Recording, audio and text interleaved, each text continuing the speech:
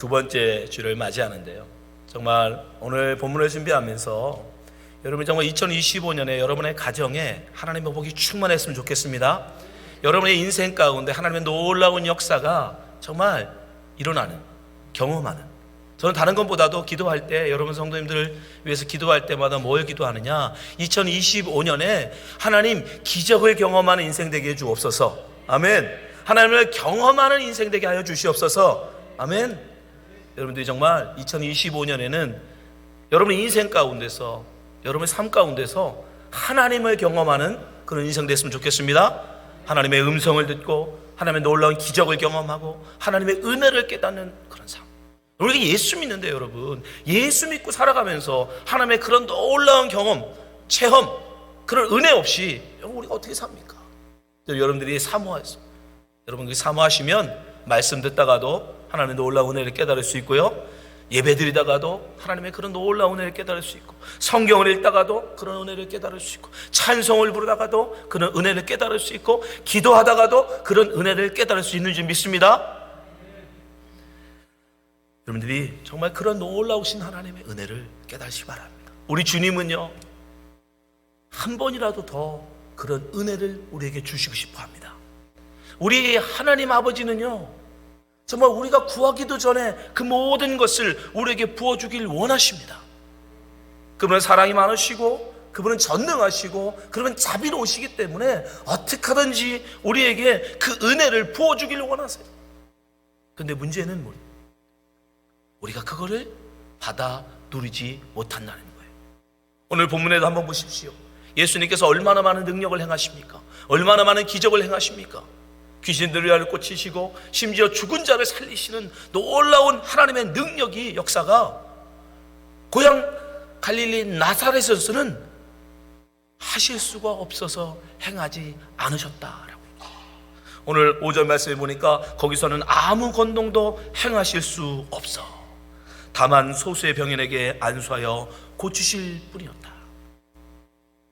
아무리 사랑이 많으시고, 아무리 자비로우시고, 아무리 인내하셔서 성도들에게 은혜를 부어주고 싶으셔도 여러분, 주님이 할 수 없을 때가 있다. 하나님이 우리에게 놀라우신 은혜를, 놀라운 기적을 우리에게 부어주시고 경험하게 해주고 싶어도 그걸 받지 못하는, 그거를 받을 수 없는 그런 사람들이 있다라는 거예요.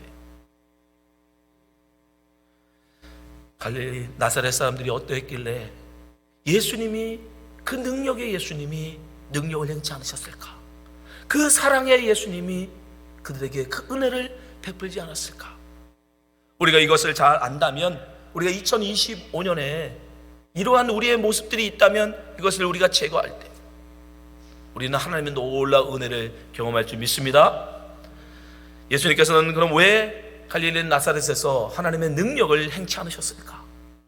그게 은혜를 베풀지 않으셨을까? 제가 보니까 세 가지 장애물이 있었어요. 첫 번째 문제는 뭐냐? 갈릴리 나사렛 사람들이 그리스도에 대해서 그릇된 선입견을 갖고 있었습니다. 그리스도는 이런다, 그리스도가 오시면 이럴 거다라고 하는 자기들 나름대로의 생각, 그 선입견을 갖고 있었는데 그게 잘못된 것이었어요. 왜냐하면 그 당시 사람들은요, 메시아가 올 것이다, 이 그리스도라고 하는 메시아가 올 것이다 라고 하는 기대치가 굉장히 높았어요. 이제 때가 됐다. 이제는 이사야를 통해서 예언되어지는, 미가 선지자를 통해서 예언되어졌던 그 분이, 또 말라기 선지자를 통해서 얘기했던 그 엘리야가 이제 올 때가 됐다 라고 하는 기대가 굉장히 높았습니다. 그래서 조금만 기적을 행하고요, 조금만 하나님의 놀라우신 말씀을 선포하면 사람들이 우르르 몰려갔어요. 그가 메시아인가 하고. 그래서 침례 요한이 광야에서 말씀을 선포할 때 사람들이 제일 먼저 와서 침례 요한한테 물은 게 뭐예요? 네가 그리스도냐? 네가 바로 그 오실 자냐? 네가 바로 그 선지자냐? 너무너무 고대하고 있었기 때문에 조금만 그런 남다른 말씀을 선포하고 기적만 행해도 수많은 사람들이 쫓아가서 당신이 그리스도냐. 근데 놀라운 반전은요, 그러던 때에 예수님이 와서 가버나움에서 얼마나 많은 기적을 행하십니까? 그 많은 기적을 행했음에도 불구하고요, 갈릴리 나사렛 사람들은요, 예수님한테 네가 그리스도냐 묻질 않아요. 2절 말씀 한번 보세요. 안식일이 되어 회당에서 가르치시니 많은 사람이 듣고 놀라기는 합니다. 그러면서 뭐라고 해요? 이 사람이 어디서 이런 것을 얻었느냐? 이 사람의 받은 지혜와 그 손으로 이루어진 권능이 어찌 되느냐? 심지어 여기서 여러분, 권능은 두나미스라고 하는 이 권능은 하나님의 능력을 말하는 거예요. 이건 하나님이 주지 않으면 이런 능력이 없다라는 거예요. 갈릴리 나사렛에서 여러분 가버나움은 그렇게 먼 거리가 아니에요. 자동차로 30분이면 갈 수 있는 거리입니다. 그러니까 지금 여기서 킬린에서 템플 정도밖에 안 돼요. 그러니까 거기서 행해진 예수님의 그 많은 기적, 능력, 갈릴리 나사렛 사람들로 다 들고 알고 있었어요. 그럼에도 불구하고 예수님한테 그 누구 하나 당신이 그리스도냐? 당신이 그 보내신다고 하는 그 선지자냐? 당신이 엘리야냐? 묻는 사람이 없어요. 왠지 아세요? 그리스도는 결코 나사렛에서 날 않는다라고 생각하기 때문에 그래요. 예수님은 나사렛 사람이다. 갈릴리 나사렛 사람이에요. 근데 그들은 무슨 생각을 갖고 있었냐? 메시아, 이 그리스도는 베들레헴에서 난다. 결코 갈릴리에서 나지 않는다라고 하는 선입견을 갖고 있었어요. 그래서 그 많은 능력을 행하시는 예수님을 보면서도 저분이 그리스도일 수는 없다라는 거예요. 저분이 그리스도일 수는 없다. 왜? 저분은 나사렛 출신인데 어떻게 메시아가 될 수 있냐는 거예요. 오히려 메시아에 대한 그들의 그 얄팍한 지식이 오히려 메시아를 못 알아보는 거예요. 몰랐더라면, 아예 그들이 그런 메시아에 대한 선입견이 없었다면 오히려 예수님을 알아봤을 거예요. 근데 그들은 메시아는 베들레헴에서, 다윗의 고향인 베들레헴에서 난다라고 하는 그 선입견 때문에 예수님은 배제시켜버린, 예수님은 아니라는 거죠. 여러분, 우리도 그럴 수 있어요.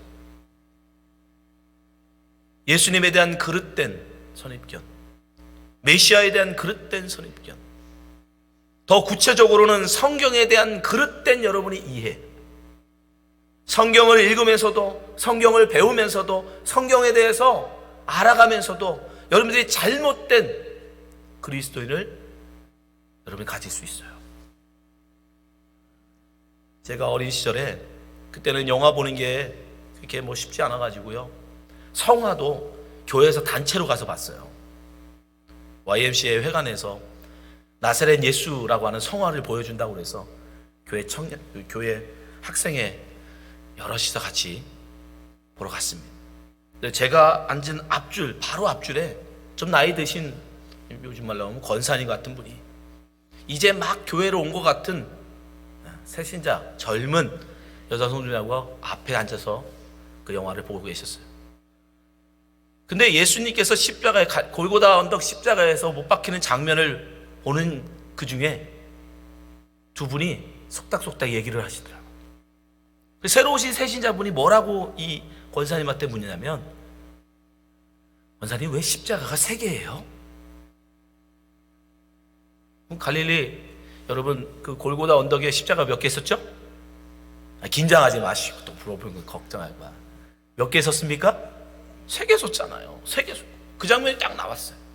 석양을 배경으로 언덕 밑에서 앵글을 잡아가지고 언덕 위에 십자가가 쓴 장면을 쫙 멋있게 잡았습니다. 십자가가 3개 딱 보이는 거예요. 그게 궁금했나 봐요. 예수님이 십자가 졌다고 그러는데 왜 십자가가 3개가 있을까? 어떤 분들은 진짜 그런 분 있더라고요. 예수님만 십자가를 졌다고 생각하는 분이 있어요. 예수님만 십자가에 매달았다고 생각하는 분들이 있더라고요. 아무튼 어떤 생각 때문에 그러신지 모르지만 그분이 묻는 거예요. 왜 십자가가 3개 있어요? 근데 중요한 건 그 권사님이 뭐라고 대답한 줄 아십니까? 사람들이 누가 예수인지 모르게 하려고, 헷갈리게 하려고 세계를 세웠다는 거예요. 성경을 알긴 아는데, 성경을 읽긴 읽었는데 제대로 모르는 거죠. 성경에 보면 그들이 예수님의 시신을 가져가지 못하도록 예수님의 무덤을 큰 돌로 막고 인봉했다라는 얘기가 있어요. 그 얘기를 어렴풋하게 들어가지고 예수님의 시신을 못 가져게 하려고 헷갈리게 세계를 세운 거다. 여러분, 우리가 그럴 수 있어요. 여러분들, 우리가 가지고 있는, 여러분들이 지금 예수님에 대해서 가지고 있는 그 생각이 어쩌면 그 권사님처럼 전혀 엉뚱한 자기 나름의 상상력으로 가질 수 있어요. 예수님이 그 많은 능력을 행하시고 본인이 그리스도이심을 수많은 표적을 통해서 드러내심에도 불구하고 그들은 나사렛에서는 선지자가 날 수 없다라고 하는 선입견, 거기에 붙들려서 그리스도는 오직 베들레헴에서 난다라고 하는 그 선입견에 붙들려서 자기들이 생각하는 그리스도는 정치적인 메시아, 자기들을 로마로부터 해방시켜줄 메시아를 기대했기 때문에 예수님을 알아보지 못한 것입니다. 여러분, 우리도 그럴 수 있어요. 우리가 그릇된 예수님에 대한 선입견을 갖고 있으면 여러분, 우리가 예수님을 몰라볼 수 있다니까요. 그래서 제가 제일 우려되는 게 성화예요. 성화. 예수님을 그리는 성화가 한결같이 다 뭐예요? 장발에, 코는 오뚝하고 눈은 부리부리하고 아주 멋있게 잘생긴 그 예수님으로 그려요. 저는 걱정되는 게 성도님들이 다 예수님을 그렇게 얼굴을 알고 있다가 천국 가서 그분이 없으면 어떡할까? 여러분, 그런 거 선입견입니다. 성경에 말씀하시는 것만 여러분 예수님 것으로 아시기 바랍니다. 성화, 영화, 다른 이야기, 속담, 다른 그런 걸로 여러분 예수님을 알면 안 돼요. 오직 성경 통해서만 우리에게 전해주시는 예수님을 우리가 봐야 돼요. 근데 내가 가지고 있는 그런 작은 상식 가지고, 선입견 가지고 예수님을 찾으니까 예수님이 보이지 않는 거예요. 2025년에 정말 여러분들이 그런 선입견들을 다 벗어버리고 오직 하나님의 말씀을 통해서만 예수님을 알아가시는 여러분 되시기 바랍니다. 그런 사람에게 예수님은 보이는 거예요. 두 번째, 나사렛 사람들이 왜 예수님을 제대로 알아보지 못했을까? 왜 그리스도로 그들은 예수님을 알아보지 못했을까? 그것은 그들이 편견이 있었기 때문에. 편견. 두 가지 편견이 오늘 본문에 나옵니다. 3절 말씀 한번 보시기 바랍니다. 이 사람이 마리아의 아들 목수가 아니냐. 그들이 예수님의 그 놀라운 능력을 행하고 말씀을 선포하자 놀랍기는 하는데 그들이 뭐라고 예수님을 처음으로 얘기하냐면 이 사람이 그럼 마리아의 아들 아니냐? 마리아의 아들. 여러분, 이 당시에 누군가를 설명할 때요 절대 엄마 이름을 이야기하지 않습니다. 이건 조롱이에요. 아버지의 이름이 아니라 엄마의 이름을 들어서 누구의 아들이라고 말하는 건 그 사람을 아래로 낮춰서 하대해서 조롱하며 부르는 거예요. 그 당시에는요 반드시 아버지의 이름을 내세워야 돼요. 바디메오가 뭐냐면 디메오의 아들이라는 뜻이에요. 예수님께서 시몬을 부르실 때 뭐라고 불러요? 바요나 시모나. 요나의 아들 시모나. 아버지의 이름을 불러야 돼요. 그 당시에 같은 이름들이 너무 많았기 때문에 그 사람들을 구별하기 위해서 앞에 지명이나 그 아버지의 이름을 넣는 게 일반적이었어요. 나사렛 예수라고 부르든지 아니면 요셉의 아들 예수라고 불러야 돼요. 근데 지금 뭐라고 불러요? 마리아의 아들. 마리아의 아들. 요즘 말로 하면 뭐예요? 편모스라의 자녀라는 뜻이에요. 뭔가 부족하다라는 거예요. 지금도 여러분 한국에서 쓸 때 편모, 편부, 스라의 아이들을 뭐라고 쓰는지 아십니까? 결손가정. 결손가정이 뭐예요? 결핍이 돼 있다라는 거예요. 부족하다라는 거예요. 물론 아버지의 사랑은 덜 받을 수 있죠. 어머니의 사랑을 덜 받을 수도 있죠. 그렇다고 해서 편모스라, 편부스라라고 해서 여러분 그 아이들이 다 부족한 애들입니까? 여러분 그렇지 않다라는 거예요. 근데 그들은 예수님을 요셉이 일찍 죽었던 것 같아요. 그러니까 그걸 강조해요. 야, 저는 요셉의 아들이 아니라 마리아의 아들 아니야. 또 더 깊이 들어가면 저 속에는 무슨 조롱이 있는 줄 아십니까? 마리아가 데리고 온 아들이라는 의미도 있어요. 동정녀의 탄생을 비꼬는 거예요. 요셉의 아들이 아니라 저는 마리아가 데려온 아들이야. 마리아가 낳아서 데려온 아들이야 라는 조롱도 섞여 있는 거예요. 그러니까 결손자녀에 대한 편견을 가지고 예수를 쳐다보는 거예요. 아버지의 사랑이 부족한 아들, 그런 사람이라는 거죠. 또한 무슨 편견이 있습니까? 직업에 대한 편견이 있어요. 그가 목수가 아니냐. 목수. 지금이야 뭐 목수에 대해서 큰 편견은 없습니다만 그 당시 갈릴리 사람들에게 있어서는 목수는요 그렇게 좋은 직업이 아니에요. 왜냐하면 갈릴리에서 가까운 가이사랴 빌립보가 그때 한참 도시를 확장하고 있었어요. 그래서 굉장히 많은 건설 공사가 이루어지고 있었습니다. 그러니까 갈릴리의 많은 유대인 목수나 석수들, 돌을 다듬고 하는 사람들, 그런 석수들, 건축 관련된 일을 하는 사람들이 많이 가이사랴 빌립보에 가서 그 공사 현장에 부역을 했어요. 근데 문제는 이게 이방인 로마 사람들의 일에 부역을 하는 거기 때문에 신앙이 아주 깊었던 사람들의 입장에서 볼 때는 돈을 위해서 신앙을 파는 것처럼 보여요. 이해되시죠? 이방인들하고는 원래 밥도 안 먹는데 이방인들이 하는 건설하는 그 현장에 가서 그 일을 하는 사람들이니까 좋게 안 봤어요. 돈에 자기 신앙을 팔아버리는, 민족성을 팔아버리는 그러한 파렴치한 사람들로 여겼어요. 예수님께서 그 부역에 함께 했는지는 모르겠지만 어쨌든 목수다. 우리말 성경에서는 마리아의 아들이 먼저 나오지만 헬라어 성경에서는 그가 목수다. 마리아의 아들인. 그렇게 나와요. 그러니까 그들은 예수 그러면 목수, 이게 먼저 생각난 거예요. 그 직업에 대한 편견, 그러한 편견으로 예수님을 바라봤기 때문에 그가 메시아일 수 없다라는 거예요. 그는 결코 메시아일 수 없다. 여러분 이 시대도 마찬가지예요. 여러분이 우리가 다른 사람들을 여러분 바라볼 때, 다른 사람들을 여러분 처음 만난 사람들을 여러분 만났을 때 무엇으로 그 사람을 바라보십니까? 무엇으로 그 사람을 평가하십니까? 지금도 우리가 알게 모르게요. 제일 먼저 만나면 제일 먼저 물어보는 게 뭐예요? 직업이 뭐예요? 직업을 가지고 그 사람을 평가해요. 그 직업만으로 여러분 어떻게 그 사람을 우리가 알 수 있어요? 근데 우리는 그거 하나 가지고 그 사람을 평가하는 거예요. 그 사람이 자라는 환경 가지고 그 사람을 평가하는 거예요. 그 사람의 지금의 모습 가지고, 외모 가지고, 환경 가지고, 그거 가지고 우리는 그 사람을 평가해버리는 거예요.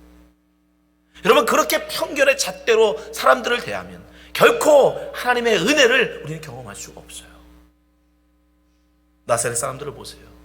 그 편견의 잣대로 예수님을 쳐다보니까 예수님이 그리스도로 보이지 않는 거예요.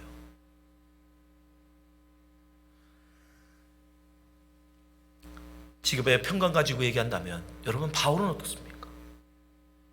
바울은 텐트 만드는 일을 했어요.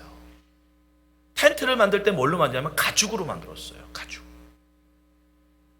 가죽을 가지고 텐트를 만들었기 때문에 여러분 그 손은 거칠 수밖에 없어요. 가죽이 얼마나 많은 여러분 화학약품을 써야 됩니까? 그런 걸로 그 빳빳한 천을 꿰매고 만드는 일이니 손이 거칠고 투박할 수밖에 없습니다. 직업적으로 보면 바울이 그렇게 존경받을 만한 직업이 아니에요. 근데 여러분 바울을 폄하할 수 있습니까? 신약성경 13권이나 쓰고 그 누구보다 많은 하나님의 일을 감당했던 바울을 여러분 폄하할 수 있어요. 근데 직업을 가지고 평가하면요, 바울은 별거 아닌 거예요. 그래서 당시 사람들은 바울을 무시했어요. 그래서 당시 사람들은 바울을 폄하했어요. 그러나 여러분 그건 그릇된 거예요. 여러분 사람을 직업을 가지고 그 사람의 환경 가지고 평가하고 판단하면 여러분 우리는 그런 오류를 범할 수 있습니다. 이 시대도 마찬가지예요. 여러분 사회에서 똑똑하고 사회에서 성공적인 삶을 살았다고 그 사람이 교회에서도 신앙이 좋은 건 아닙니다. 비록 사회에서는 가난하고 사회에서는 배우지 못했을지라도 여러분 교회에서는 얼마든지 그 사람은 리더가 될 수 있고 신앙이 좋을 수 있어요. 여러분 정말 여러분이 편견 없이 사람을 대하기를 원하신다면 그 사람의 중심을 보시기 바랍니다. 사람을 외모로 평가하지 마시고 겉으로 스펙으로 그 사람의 경력으로 그 사람의 직업으로 그 사람을 바라보지 마시고 그 사람의 중심을 바라볼 수 있는 그런 사람이 돼야 돼요. 그때 우리는 비로소 예수 그리스도를 온전히 발견할 수 있고 예수 그리스도의 은혜를 경험할 수 있는 거예요. 우리 오늘 교회 모든 성도님들이 정말 그런 모든 편견들을 벗어버리고 중심으로 다른 사람들을 바라보고 하나님의 은혜를 경험하시는 성도가 되시기 바랍니다. 마지막으로 갈릴리 나사렛 사람들이 왜 예수님을 배척하고 예수님을 믿지 못했을까? 그것은 그들이 예수를 잘 안다고 착각했기 때문에 그래요. 자기들은 예수를 안다. 3절 말씀을 보세요. 그들이 예수님에 대해서 막 설명을 합니다. 이 사람이 마리아의 아들 목수가 아니냐? 야곱과 요셉과 유다와 시몬의 형제가 아니냐? 그 너희들이 우리와 함께 있지 아니하냐? 예수님에 대해서 너무 잘 알아요. 예수님의 어머니가 누군지, 예수님의 직업이 뭔지, 예수님의 형제들이 누군지, 그 누이가 어디 있는지, 결혼을 했는지 안 했는지 다 압니다. 과연 그게 예수님을 아는 겁니까, 여러분? 그가 안다고 하는, 이들이 안다고 하는 예수는 다 뭐예요? 겉으로 보여지는 예수예요. 겉으로 드러난 예수예요. 근데 그러면서 그들은 속으로 어떻게 생각했느냐? 내가 너를 안다. 내가 너를 안다. 내가 너를 아는데 네가 무슨 그리스도냐? 너는 평범하게 그지없는 사람이라는 거예요. 내가 너가 잘하는 것을 봐왔고 내가 너를 아는데 네가 어떻게 그리스도가 되느냐? 그래서 여러분 믿지 않은 거예요. 여러분 이게 무서운 거예요. 이게 무서운 거예요. 아예 모른다 그러면 알아가려고 하고 배워가려고 하고 탐구하겠죠. 근데 문제는 안다라고 생각하기 때문에 그에 대한 관심이 없어요. 알려고 하는 열정이 없어요. 그러니 더 모를 수밖에 없어요. 이러한 사람들의 태도는요, 단지 갈릴리 나사렛 사람들만 그런 게 아니에요. 오늘 우리가 읽은 마가복음 6장과 병행 구절이 어디냐면 누가복음 4장입니다. 누가복음 4장에서는 예수님이 그렇게 말하는 그들을 향해서 뭐라고 얘기하시냐면, 오늘 우리의 본문에도 나오는데요, 예수께서 저에게 이르실 때 선지자가 자기 고향과 자기 친척과 자기 집 외에는 존경을 받지 않음이 없느니라. 이건 격언이에요. 그 당시 사람들이 쓰던 말입니다. 속담이에요. 근데 선지자가 자기 고향에서 자기 친척 집에서 존경을 받지 못한다는 거예요. 왜요? 자기들이 선지자를 잘 안다고 생각하니까. 그래서 선지자들은 오히려 자기 집에서는 존경을 받지 못하고 자기 집 밖, 자기 민족에겐 존경을 받지 못하고 다른 민족들에게는 존경을 받는다. 그러면서 예수님이 누가복음 4장에서 그 예로 엘리야를 예를 들어요. 엘리야 선지자가 시대에 3년 동안 가뭄으로 인해서 사람들이 다 먹지 못하고 굶주렸습니다.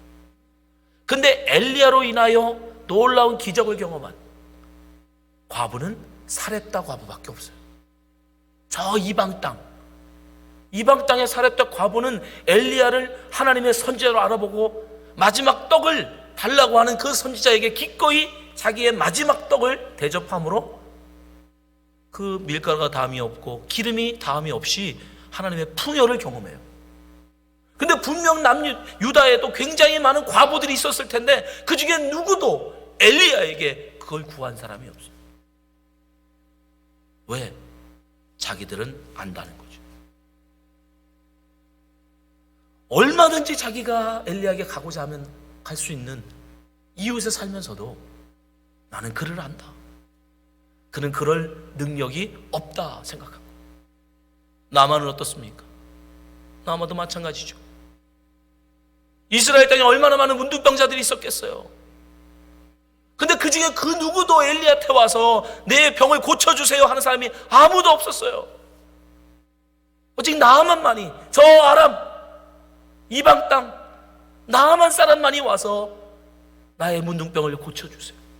그래서 그만 고침을 받아요. 오히려 옆에 있는 이웃들은, 친구들은, 함께 사는 가족들은 그 선지자를 못 알아봐요. 안다 생각하기 때문에. 내가 너를 안다. 근데 그들이 아는 건 뭐예요? 그에 대한 단지 지식입니다. 그의 이름을 알고, 그의 부모의 이름을 알고, 그의 학벌을 알고, 그의 가족의 이름들을 아는 것 뿐이지. 여러분, 그 엘리야를 진짜 아는 건 아니잖아요. 예수님이 지금 그 말씀하시죠. 그들이 너는 그가 마리아의 아들이 아니냐, 목수가 아니냐, 그 형제들이 우리와 있지 않냐냐. 자기들은 안다는 거예요. 자기들은 예수를 안다는 거예요. 그러나 여러분, 그것은 예수에 대하여 아는 거예요. 예수를 아는 게 아니라 예수에 대한 인포메이션만 아는 거예요. 여러분, 이 시대도 마찬가지예요. 여러분, 예수님에 대해서 아셔야지 예수님에 대한 인포메이션을 안다고 예수님을 아는 게 아닙니다. 예수님이 무슨 일을 행하시고 예수님이 어떤 삶을 사셨는지 여러분 그걸 안다고 여러분이 예수님을 안다고 말하면 안 돼요.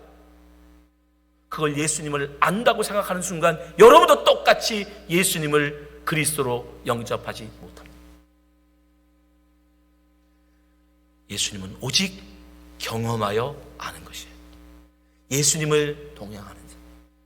그래서 오늘 1절에 보니까 뭐라고 합니까? 예수께서 거기를 떠나사 고향에 가시니 제자들도 조치니라. 예수를 진정으로 아는 사람, 예수를 진정으로 그리스도 아는 사람들은 누구냐면 이 제자들이에요. 그들이 예수님을 쫓아갑니다. 여기서 이 쫓다가 뭔지 아십니까? 여기서 이 쫓아가다는 건 그와 길을 같이 가다라는 거예요. 그와 길을 같이 가다. 여러분이 정말 예수를 알고 싶다면 여러분 예수님과 동행하셔야 돼요. 예수님과 함께하는, 예수님을 경험하는 그 삶을 살아내야 돼요. 그게 아니라 단지 지식적으로 예수님이 무슨 말씀을 하셨고 예수님이 어떤 일을 행하셨고 예수님에 대하여 하는 걸 가지고 나는 예수를 안다. 여러분, 그렇게 착각하는 순간 우리는 예수님을 거부하고 예수님을 십자가에 못 박아 죽입니다. 진짜 예수가 우리 앞에 있어도 우리는 그분을 알아보지 못하는 거예요. 여러분, 예수님을 경험하여 아시는 여러분 되시기 바랍니다. 2025년이 여러분의 목표가 예수님을 경험하는 여러분 됐으면 좋겠습니다. 예수님을 경험하여 아는 여러분 됐으면 좋겠습니다.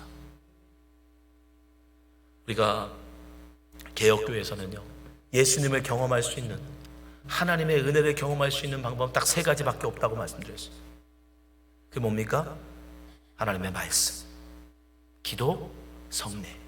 이 3가지 외에 우리가 하나님의 은혜를 경험할 수 있는 방법은 없어요. 이 시대에 우리가 예수님을 경험할 수 있는 방법은 이 세 가지 외에 없습니다. 그래서 늘 성경을 읽으라고 말씀합니다. 하나님의 말씀을 통하지 않고는 여러분 그 누구도 이 시대에 예수님을 경험할 수 있는 사람은 없어요. 하나님의 말씀을 가까이 하시기 바랍니다. 날마다 하나님의 말씀이 그런가 하여 하나님의 말씀을 읽고 예수 그리스도를 알아가시기 바랍니다. 예수님을 알고 싶은 간절한 마음으로 여러분이 성경을 대할 때에, 하나님의 말씀을 들을 때에, 그때 주님은 여러분에게 가까이 오시고 여러분을 예수님을 보여주셔요. 그러나 내가 예수를 안다, 나는 예수를 알아, 그렇게 생각하는 순간 여러분 예수님은 아무 능력도 여러분에게 행하지 않으십니다. 겸손하게 우리가 주의 말씀을 대할 때, 주님, 저는 무지하옵니다, 저는 우매합니다, 저는 아직도 주님을 알지 못합니다, 그렇게 겸손하게 주님 앞에 엎드려 기도할 때 주님은 우리에게 당신을 드러내세요. 당신을 보여주세요. 우리가 하나님 앞에 겸손한 마음으로 예배할 때 하나님을 경험하고 싶습니다. 간절한 마음으로 주님 앞에 그런 마음을 가지고 하나님의 예배할 때에 그 성례를 통해서 하나님은 당신을 드러내십니다. 2025년에 정말 여러분들이 주님의 그 은혜를 경험했으면 좋겠습니다. 예수님을 만나 예수님을 경험함으로 예수님을 알아가는 여러분 되었으면 좋겠습니다. 그렇게 여러분 예수님 만날 때 비로소 여러분의 가정에, 여러분의 인생에, 여러분의 삶에 하나님의 능력이, 주님의 은혜가 임할 것입니다. 이 자리에 있는 모든 성도님들이 주님을 만남으로 주님의 깊은 은혜를 경험하시는 성도가 되시기를 주님으로 축원합니다. 기도하겠습니다.